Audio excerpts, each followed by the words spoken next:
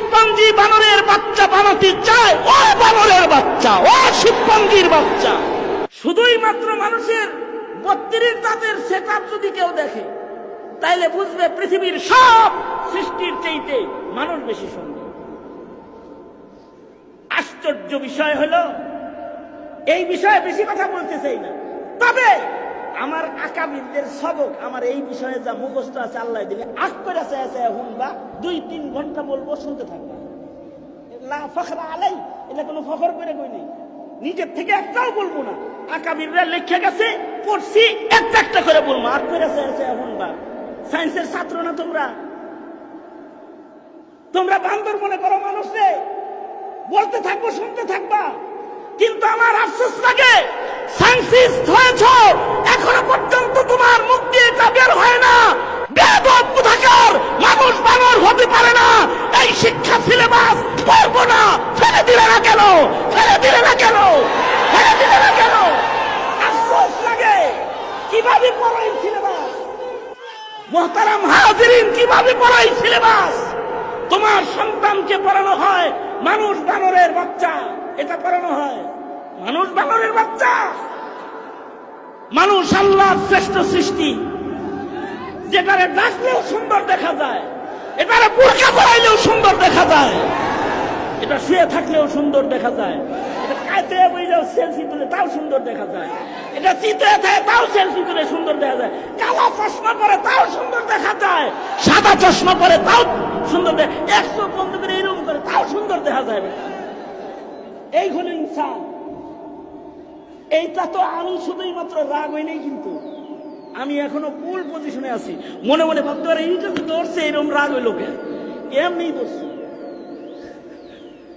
শোনেন, তাহলে মানুষ একদিক দিয়ে হলো সৃষ্টিগত ভাবে সুন্দর, আর একদিক দিয়ে হলো বুদ্ধির দিক দিয়ে মানুষ সুন্দর। আমার 3টা ঘটনা শুনেন 3 মিনিটে। আমার সামনে একদিন একজন বসে রয়েছে, আমি দেখি আর এক চোখ নড়ে আর এক চোখ নড়ে না। আমি তো এইভাবে তাকায় রয়েছি, আমার পাশের লোক ভাই আমার কইতেছে, কয় হুজুর 100, আমি তো আর একটা পাথর। কি বুদ্ধিমানের বুদ্ধিমান, নিজের কানা চোখরে ভালো বানায় বসে রয়েছে। চিন্তা করছেন? আর একটা ঘটনা শুনেন, আমি মসজিদে যাইতেছি, একজনের হাত ধরে টান দিচ্ছি, চলেন যাই মসজিদে যাই। হে তো নড়ে সরে না, 3 চিল্লার সাথী একজন পাশে ছিল, হে আমার হুজুর হেরে তাই নেন না তো, টুপি মাথায় দেওয়া দেখা যায়, কয় হুজুর টাক মাথা, এই জন্য টুপি, এটা মুসল্লির টুপি। মানুষের বুদ্ধি কত সুন্দর, টাক তারা টুপি দিয়ে ডেকে আলাইছে। দাউদ কান্দি গেছি, একটা বাচ্চা ছেলে আমাকে খাওয়াইতেছে, যুবক ছেলে, ওর বাপে আমাকে বলে, হুজুর আমার ছেলের 1 হাত নাই 1 পা নাই। আমি কি তাই হাটে কেমন? নকল পা। এ বিদ্যুৎ দুর্ঘটনায় 1 হাত 1 পা কাটা পড়ছে, এটা প্লাস্টিক লাগানো হয়েছে, এটা ডুপ্লিকেট হাত পা, এটা আসল না। মানুষ নিজের অসৌন্দর্যকে ঢেকে ফেলেছে। কত বুদ্ধির সৌন্দর্য, এত বুদ্ধি দুনিয়ার কোন প্রাণীর নাই বেটা। যে চাঁদে যাইবো, মঙ্গলে যাইবো, তাইলে শিবপাঞ্জিও চাঁদে যাইত, বানরও চাঁদে যাইত, বুদ্ধি নাই। মানুষ ওই বুদ্ধিমান প্রাণী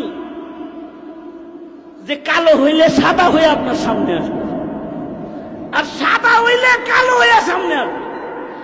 কয়েকদিন আগে দেখলাম একজনের দাড়ি সব সাদা, পরে দেখি কালা। কি ব্যাপার, ওনার দাড়ি না সাদা ছিল, কালা বানাইছে কি লেগে? কয় গত পরশু দিন আবার একটা বিয়া করছে, এই জন্য শাইখুন সাকুন, পুরা বয়সে কালা হয়েছে, নিজেরা জোয়ান বানায় ফেলেছে। শাইখুল হাদিস আল্লামা আজিজুল হক রহমতুল্লাহ আলাইহি, উনি বুখারী শরীফের শেষ দিকে এসে বললেন, এই তো করে তো শিখায় না দিলে শিখতে পারবি না। এরকম রসিকতা আমাদের আকাবিররা বারবার করছেন, যেমন হযরত হাকিমুল উম্মত থানভীও করছেন। এই বাসর ঘরে কি কথা কবি, খুঁজাও তো পাবি না, গল্প শুন। এই কথা বলে গল্প শোনাইছে। শোনো, একজন নতুন বিয়ে করছে, স্বামী স্ত্রী এক জায়গায় হয়েছে, কি কথা কইব খুঁজা পায় না। অনেকক্ষণ পরে স্বামী বেচারা বউরে কয়, এই জি তুমি খাসির গোশত খাও না? খাই। আর কিছু কয় না।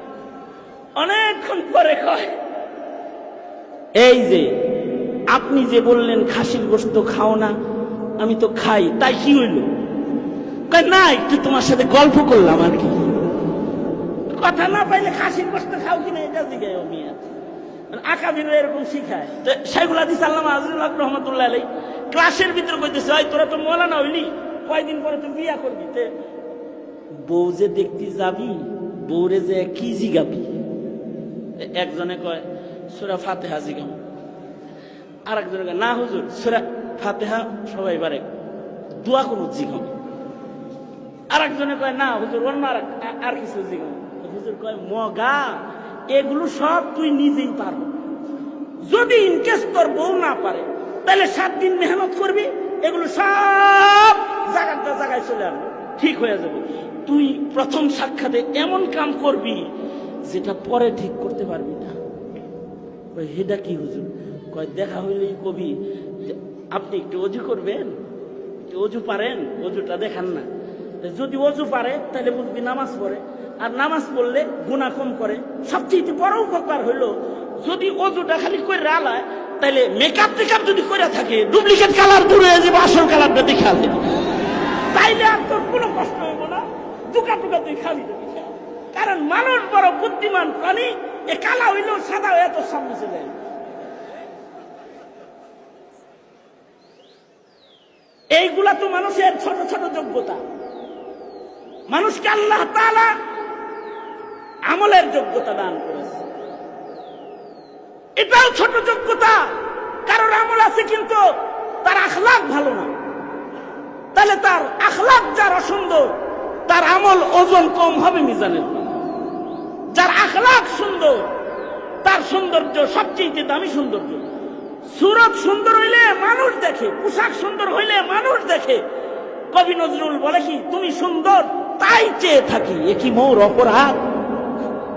মানে এই যে দেখাটা দেখছে, এই দেখাটা কিন্তু সিরতের সৌন্দর্য না, সুরতের সৌন্দর্য। কিন্তু যদি কারোর সিরত সুন্দর হয়, যদি কারোর ইবাদত সুন্দর হয়, যদি কারোর আখলাক সুন্দর হয়, আখলাক সুন্দর মানুষটা যত কালোই হয়, আল্লাহর কাছে সে অনেক ভালো হয়। আখলাক সুন্দর মানুষকে আল্লাহ তাআলা নিজে তাকায় তাকায় দেখতে থাকে। আল্লাহু আকবার বলেন, আল্লাহ তাকায় দেখতে থাকে। যদি কারোর আখলাক সুন্দর হয়, ফেরেশতারা তার আশিক হয়। ইন্নাল মালাইকাতা লা তাস্তাহি মিনহু, হযরত ওসমান যখন হেঁটে যায় তো ফেরেশতারা কাতার কাতার হয়ে দাঁড়ায় যায়। যদি কারোর আখলাক সুন্দর হয় তো আল্লাহর জান্নাত তার পাগল হয়, আর জান্নাত বলতে থাকে, ওগো আল্লাহ, ওই লোকটাকে তাড়াতাড়ি আমার কাছে পৌঁছে দাও। জান্নাত সুপারিশ করতে থাকে। এ তো আখলাকের সৌন্দর্য গায়রে আলেমের ভিতরেও পাওয়া যায়, কিন্তু মানুষের ভিতরে সবচেয়ে দামি সৌন্দর্য হলো ইলমের সৌন্দর্য। যে সৌন্দর্যওয়ালাদেরকে আজকে এখানে পাগড়ি দেওয়া হবে, ওরা শুধু একা জান্নাতে যাবে না, একজন হাফেজও ইলমের সৌন্দর্যের কারণে কমপক্ষে 10 জনকে নিয়ে জান্নাতে যাবে। খিয়ারুহুম ফিল ইসলামি ইদা ফাকিহু। মানুষ সৃষ্টিগত সুন্দর, মানুষ বুদ্ধিতে সুন্দর, মানুষ ইবাদতে সুন্দর, মানুষ আখলাকে শ্রেষ্ঠ।